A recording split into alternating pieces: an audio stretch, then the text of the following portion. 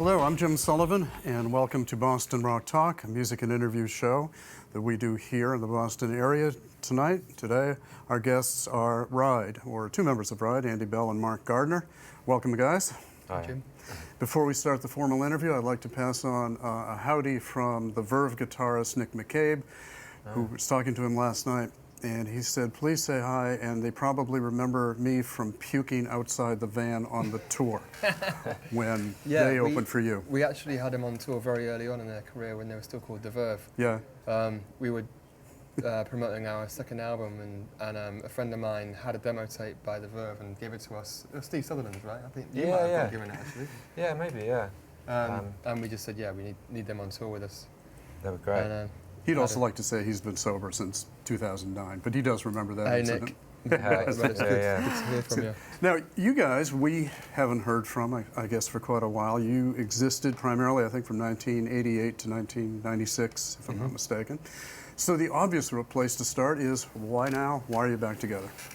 Well, I mean, the band did finish in a kind of acrimonious way, but that was all patched up pretty soon after. So, I mean, over the intervening years, we've met up a few times and even played together very briefly once or twice. Like, I've guested with Mark on acoustic gigs, and I think Loz has played with you as well occasionally. And actually, you and Loz had a band together. Yeah, we did. And Loz and I still live in Oxford, so I mean, basically, we've always kind of been keeping in contact and seeing what each other has been up to over the years.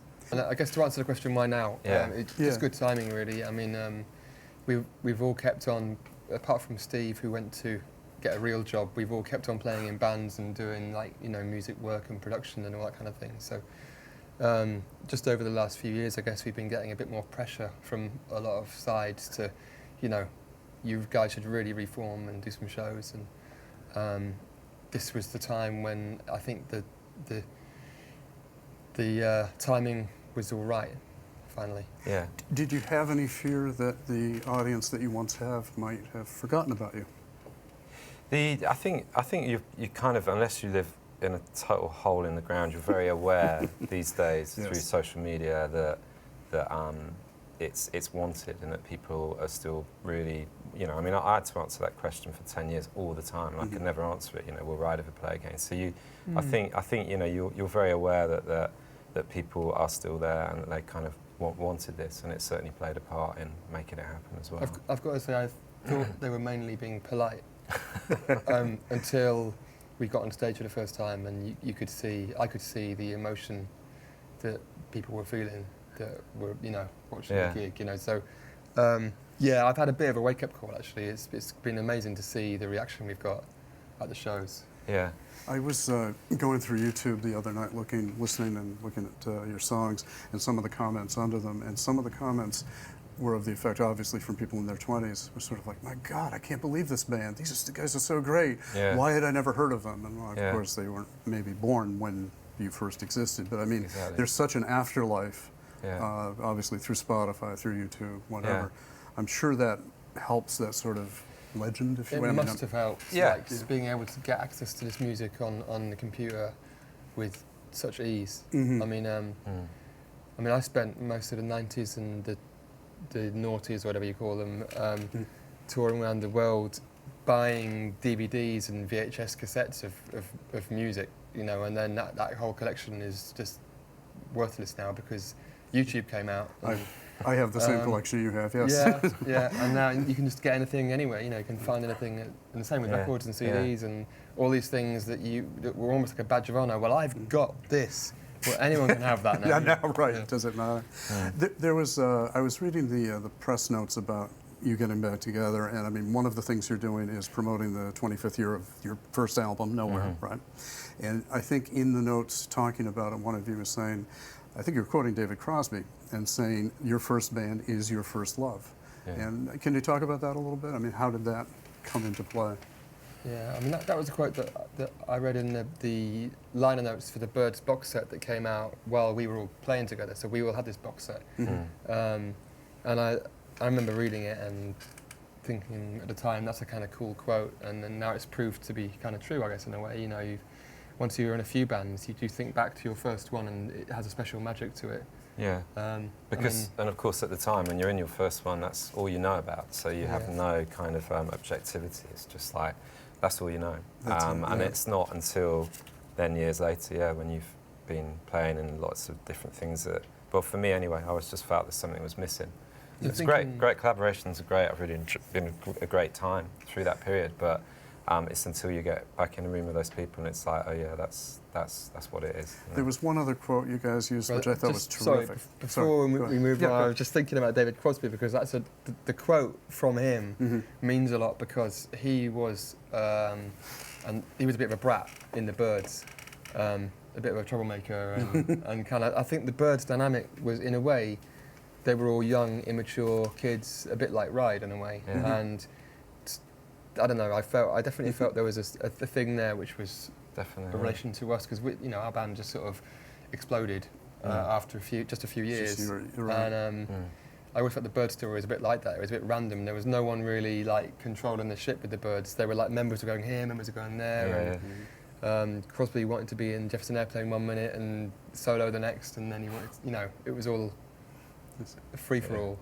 Actually, what it reminded me of was when I first heard of the band, I went, the name Ride, I went, well, that's pretty mundane, pretty generic. And then I did my British slang checking dictionary and went, oh, is the meaning would be perhaps... There's a few. There's a few. Where are we going here? You can say, no, I mean, it's a slang for shagging, right? Yeah, especially in Ireland. That's where it's really like, if you're a Ride, then that means you're so there's someone desirable. Exactly. So anyway, it was a good name that I didn't catch. It's more interesting than thinking about a Ride symbol or something. The quote I wanted to also use was the one it's a terrific quote, French economist Jacques Attali, I believe. Is that right? And I'll just read it, and again, just get your response if I can. It said, in noise can be read the codes of life, the relations among men, clamor, melody, dissonance, harmony. When it is fashioned by man with specific tools, when it invades man's time, when it becomes sound, noise is the source of the purpose and power of the dream music. What a great line to explain what you and I think what a lot of bands do. And it kind of leads into that the clamor that you're quite well known for. You guys both play guitar. Tell me about that, if you will, the beautiful noise that you're able to create that way. What it means. Noise as a concept is something that not that many bands really embrace as a tool. Like, I mean, we have said many times that we were inspired by the Valentines, and My Bloody Valentine in the late 80s put out an EP called You Made Me Realise, which had this noise section, and we kind of took that idea and ran with it, and we put it into Drive Blind, and made it into our own thing. And the fact of going into, and the Sonic Youth also really explored that with a lot of their tunes, but it's just that whole idea that you put a time into a song or a gig where you just go somewhere else with it, and anything can almost happen. And once you start going into abstract sound in a concert, you find that it's just a different experience from your normal 3-chord first chorus song. And that element in Ride has always been quite important, especially in the early years, and especially now during the reunion, we've made it a central point of the gig. And it's like a different moment than hearing your favourite song. It's just a moment of release, I guess, for the band and the audience. Yeah, I think also it was a good tool for us early on, because we wanted to make an impact when you're travelling around, and it probably covered up some stuff as well, which was, but it worked. It worked for us well on the early days, and obviously, we mentioned people like the Byrds and stuff. I mean, I think when you've got something about harmony put next to noise, it makes those harmonies sort of sound even more beautiful in a way. When you've kind of got that juxtaposition of different things or whatever, I think it's you know, if it's all harmony or all noise, it gets a bit one-dimensional for me. So I think it's good just to try and mix those things up a bit. Well, at some level, you're a pop band too, I think. Totally, and, yeah. and I remember... we always wanted to be a pop band, for sure. I remember an older interview I saw somewhere where the Darling Buds was one of your influences as well, a band I loved, who were very much a pop band that added little bits of noise to it. And I mean, late 80s indie was a really, you know, that was the sort of the fertile ground that we came out from. Right, You know, and, sure. and all that stuff is very poppy. A lot of it's quite twee in a way. Yeah. And there's definitely a side of that in the early Ride stuff, but matched with that is this whole other super powerful Dinosaur Jr., Sonic Youth, Right. Screaming Trees, Right. you know, like, and then going back to the Rain Parade and Long Riders and a real strain of American music, oh, wow, which you're was, good. Okay, yeah. you know, like really a lot more muscle and sort of like bite in it, Yeah. which Yeah. was put together with that English, more softer thing. Yeah. I don't know if you can do this, but do you guys have a way of describing how your guitar sound works together, how you play off each other? It's, you know, we've been playing guitar together when you think about it since we were at school. I mean, I kind of learnt guitar with Andy, you know. I mean, I was obviously earmarked for being the guy that was going to do a bit more of the singing maybe, and I think it was obvious Andy was always going to be lead guitar man and sing as well. So, you know, I think when you've done something like that together for so long, it's just, yeah, it's quite instinctive in a way, I guess. It's hard to describe. It's just something that just feels pretty. Are there any natural, guitar duos that you said, yeah, we'd like to kind of be like these guys? Not so Really? much, really. I mean, as when we played together, it was really about the song. Yeah. But you know, you definitely, I'm sure we have an appreciation for the way that Keith and Ronnie play together. And it's, in some ways, it's quite similar because you can't. I mean, yeah, I'd say probably I'm more of a lead guitarist and you're more rhythm. But then there's also a lot of songs where I'm playing rhythm and you're playing the lead part, like Drive Blind. Yeah, and we're swapping things from how we did them in the record to live, so that it, you know, it kind of works live as well. We sort of swap parts around a little bit as well. We have been doing that. I mean, Ride wasn't as much about guitar solos, so it wasn't really about a lead guitarist. It was a lot of the time about two rhythm guitars. I was going to say, I mean, your songs tend to be, I think, in the 3 to 5 or 6 minute range, which is not extreme. Do you stretch out in concert, or are you keeping those pretty tight still? It's different for every song. Yeah. And also on the guitar thing, I think Steve Queralt, the bass player, has a lot of space sonically as well. I mean, if you're talking about the roles, it's not so much of a lead rhythm thing, or you know, with bass. It's more like the three of us all choose a frequency, like in a tune, like a low, middle, and high is more that's more how we approach it. Yeah. And it could be three rhythm parts. But you know, and it's like we said, it's like what really serves the song here. How do we do this? And there's never really felt to me any kind of rules on anything. It's just kind of other than let's, you know, try and hopefully make something that we feel is interesting. When you're talking about that, I was thinking of there's sort of a truism I think about songwriting, and that is that it has to work on acoustic guitar first before it goes anywhere else. You would agree to that? Yeah. And you guys are going to be playing acoustic with us here today too later, which I think might be a treat for people who are used to you not in that setting. When you do things like you're going to do here acoustically, how is that different for you? I mean, it must be a much different dynamic than the full bore experience. It's how the songs generally start. Yeah. I'm sorry? Yeah. It's how all the songs generally start. So, and with Chrome Waves that we're going to play, I mean, that's something that I play the same part on in a concert. I play on acoustic, so it's the same part for me. It's nice to strip things back in a way. Yeah, I've enjoyed that, and I've obviously played quite a lot of acoustic through the years as well. So it's something that's just feels very natural again now. But I mean, I have done that a lot, I must say. I just really enjoy plugging in now. That too, after playing a lot of acoustic through the the acoustic thing too, you know, as a listener, you do pay more attention to the words. You know, Yeah, they're more front and center, which must be rewarding, I guess, in a way. Yeah, and it's exposed. It's kind of naked. For me, it's the hardest shows. The hardest thing I've ever done, really, is that the stripped down acoustic thing, because there's no hiding place at all. Like noise can be quite a good mask, but you know, that's your bare bones. So there is no. A one-man show is the scariest show to do, no question. Unless you're Billy Bragg, where you can just talk half the show and Yeah. spread the gospel. Yeah. But yeah, I can see that. In terms of songwriting, if my history reading is correct, one of the reasons you guys split way back in the day was that you weren't getting on as songwriters, and you split off, and you each did your own songs, and then put them together for the band. I don't know. No, really. true. I mean, No. We just crashed the car in whatever way. You can look at lots of reasons and things that were changing. Yeah.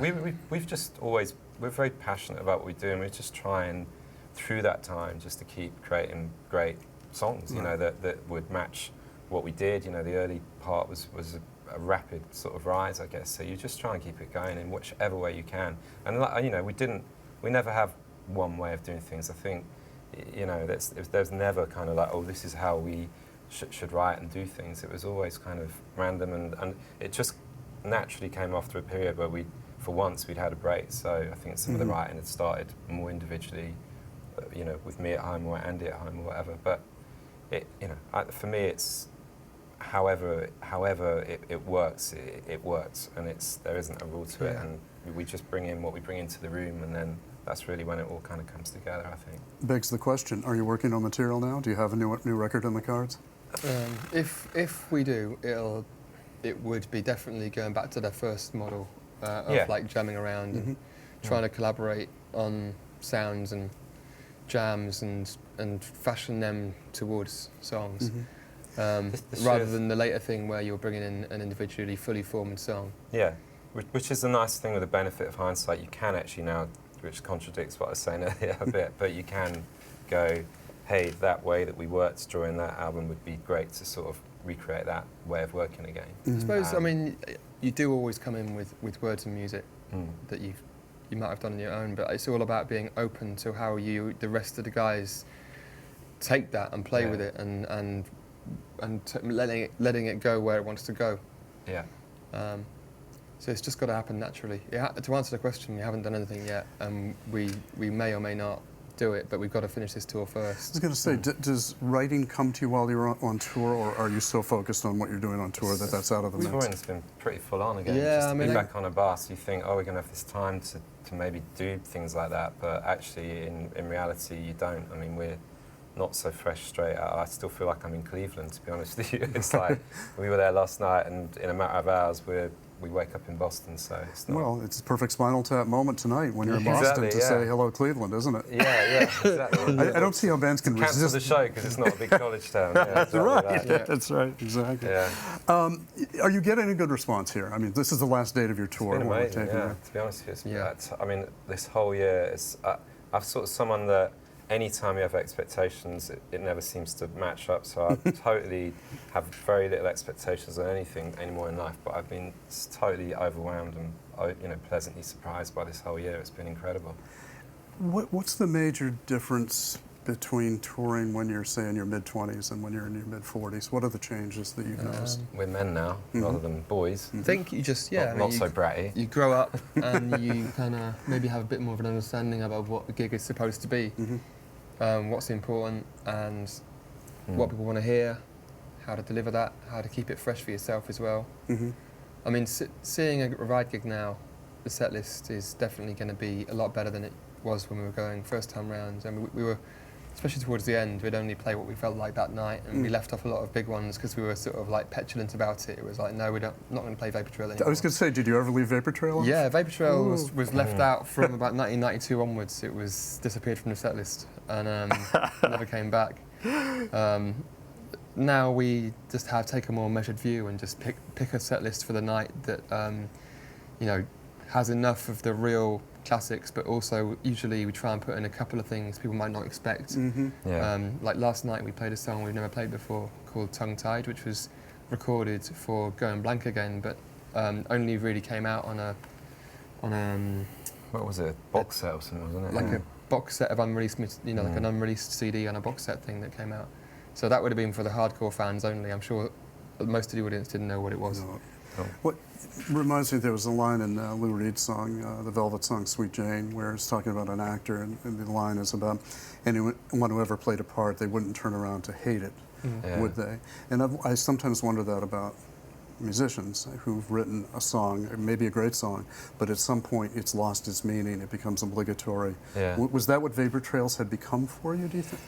Vapor Trail Yeah, I had think become? at the time maybe we had just got bored of playing it, or we just, you know, at the time, although it was a good song and it was kind of a popular song, it wasn't a single, except later on in America it was a radio song, but in the UK it wasn't a single, and that song has only really grown more in popularity since the band finished, I think. Yeah, really. I mean, yeah, it has. Really? And the test of time, it sort of certainly shows what, you know, which tracks are still sort of bubbling away. I mean, in a way, like the songs have always had that, always kept going, always had that life force. So it's just quite nice to sort of rejoin that energy of the songs. They've had their own force. They've been growing, and people have been discovering them for years, really. And like, that's what I mean. Now you can actually work out which ones they are. You know, it's quite obvious. It's sort of people tell you all the time. So it's good, but it's nice to reconnect with those songs because they're pretty raw and pretty laid bare.